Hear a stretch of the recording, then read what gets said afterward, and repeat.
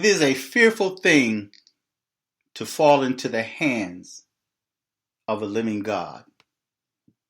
I'm going to repeat that. It is a fearful thing to fall into the hands of a living God. There are a couple of YouTubers that's going through something. One is known by Brother Polite and the other one is Young Pharaoh. Brother Polite is being accused of molesting a 14-year-old girl. Young Pharaoh is losing his mind quite rapidly, and he's extremely paranoid. The thing that these two people have in common is that not only they reject the Most High, but they say that they are God. And they even go as far as saying that the black woman is God. I'm going to repeat that first verse that I quoted that says, "It is a fearful thing to fall into the hands of the living God." It's easy to boast and brag on your accomplishments. Brag about how you are a self-made millionaire. How you curse the Most High. And you worship the God of death and the underworld. You have all these satanic images in your videos, even tatted on your body. And you wonder why you're losing your mind. Now, there's people that may make fun, may rejoice, say aha, out of jealousy. Because this young man, young Pharaoh, has become a millionaire. So there are people out there that want to see him fall. They want to see his destruction or his ruin. I don't want to see that because I like the young man. My only issue with young Pharaoh is the fact that he denounced and cursed the Most High. But it's a fearful thing to fall into the hands of the living God. Especially when I'm sitting there watching all of the sanity that you once had begin to start dissipating. He used to always start his videos with peace, peace, family. Now, in my own personal beliefs, this man is possessed.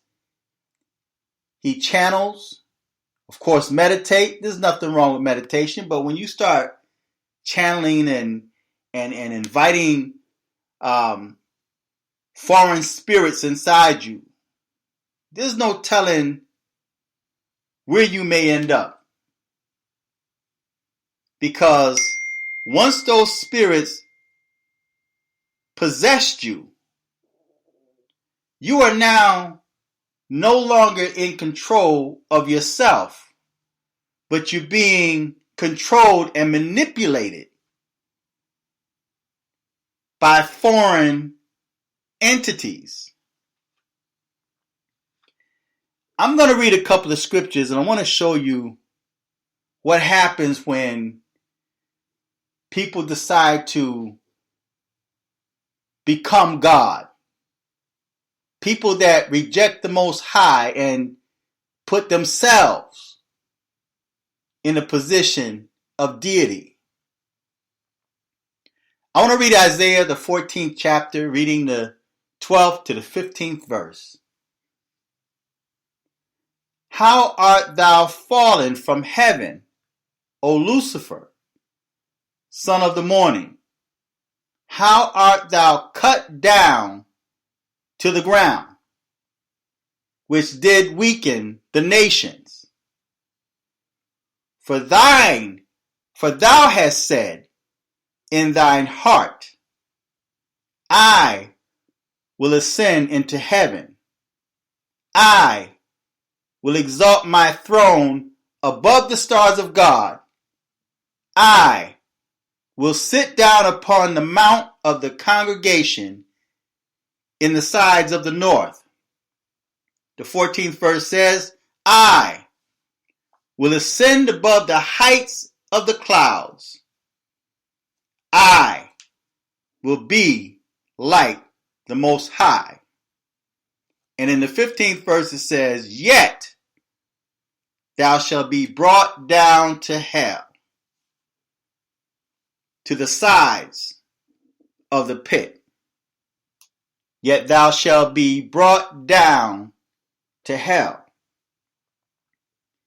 These two young men, and it's not just these two young men, but these two young men are now being brought down to hell right before our very eyes, losing their minds right before our very eyes. They have money, they have cars, they have jewelry, they have the things that they wanted, they have the women.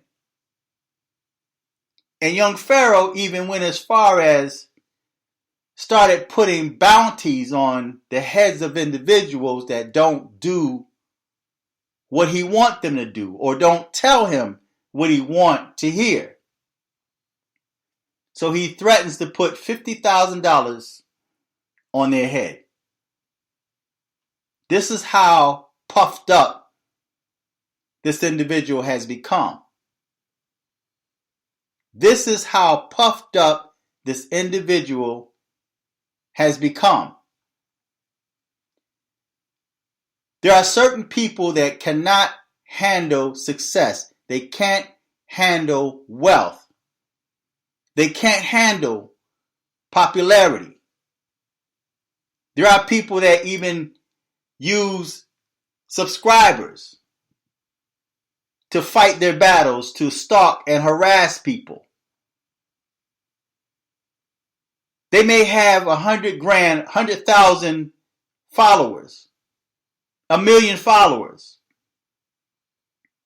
but they will weaponize those followers to harass and stalk people online. But according to the 15th verse, it says, yet thou shalt be brought down to hell, because right now you think you are a god. You think you are powerful. And you can't be stopped. Young Pharaoh believes that he's all powerful. The most powerful and successful person in this country. I want to read one more scripture to you. And listen, allow this to be an example. Allow this to be a lesson to you. Whenever you put yourself in the position of God, you will be tested by God to see how powerful you are. And it's sad when you begin to start losing your mind, you lose all control of your entire being. Cursing out family members and loved ones. People that surround you, that support you. They flee, want nothing to do with you. And the ones that do stay are there to use you for what you have. They are not your friends. I want to read a scripture taken from the book of Luke, the 10th chapter, reading the 16th to the 20th verse. And this is what Yeshua says. Now, for those of you that say that Yeshua is not real, that he's a fictitious character, this is for you. The so-called black conscious community, this is for you. The 16th verse reads, he that heareth me, better yet, he that heareth you, heareth me. And he that despise you, despise me. And he that despise me, despise him that sent me. So, if I come in the name of Christ and you listen to me, you're not just listening to me, but you're listening to Christ. And if you listen to Christ, you're listening to the Most High. The 17th verse says, and the 70 returned again with joy, saying, Lord, even the devils are subject unto us through thy name. And he said unto them, I beheld Satan as lightning fall from heaven. Now, if you go back to the book of Isaiah, where it says, how art thou fallen from heaven, O Lucifer? And how Lucifer puffed himself up and began to start saying how he would lift his throne above the stars and be like the Most High. Well, this is Yeshua, Jesus, that's the same one that you say is fictitious, the same one that you say don't exist. He said, I beheld Satan as lightning fall from heaven.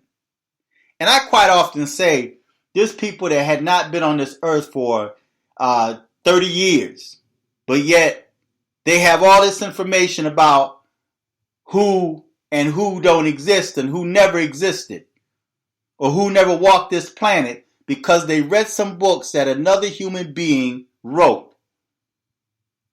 You're taking the words of another human being, someone that you don't know, have never met, and more than likely got that same information from someone else.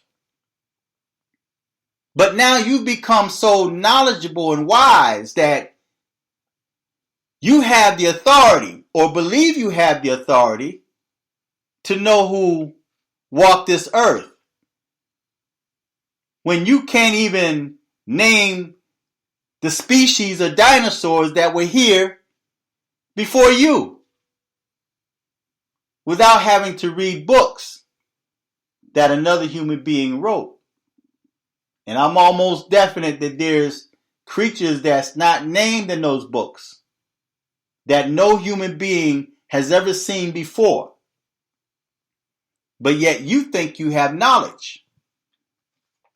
But here it is, the same man that you say don't exist and that never existed is telling you that he actually witnessed Satan fall from heaven.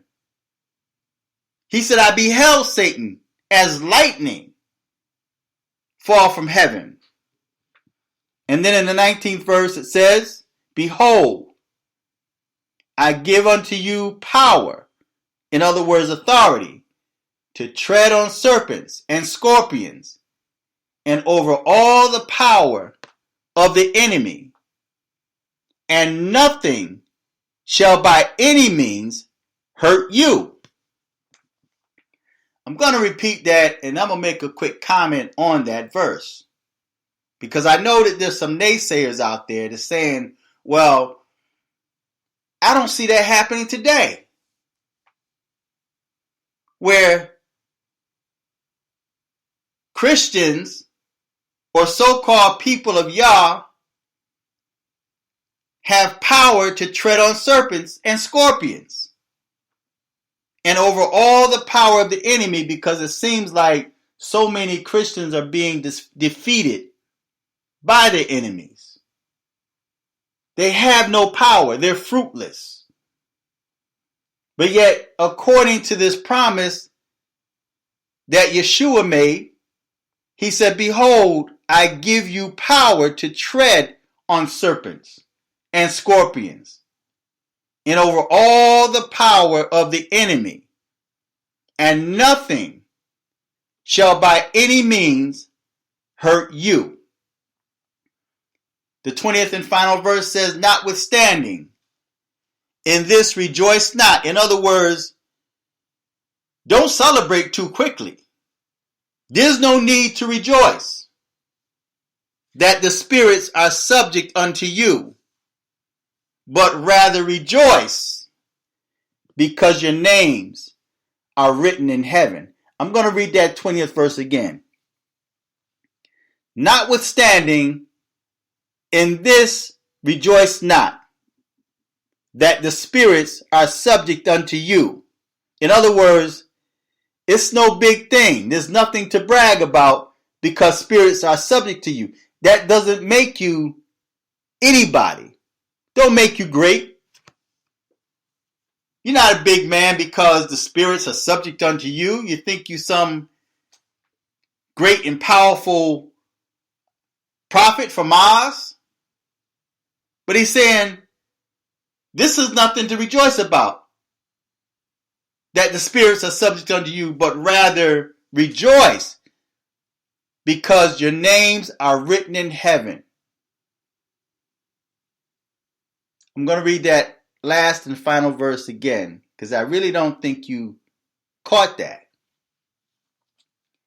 Notwithstanding, in this rejoice not, that the spirits are subject unto you, but rather rejoice because your names are written in heaven. Feedback, tell me what you think until next time. I'm fearless.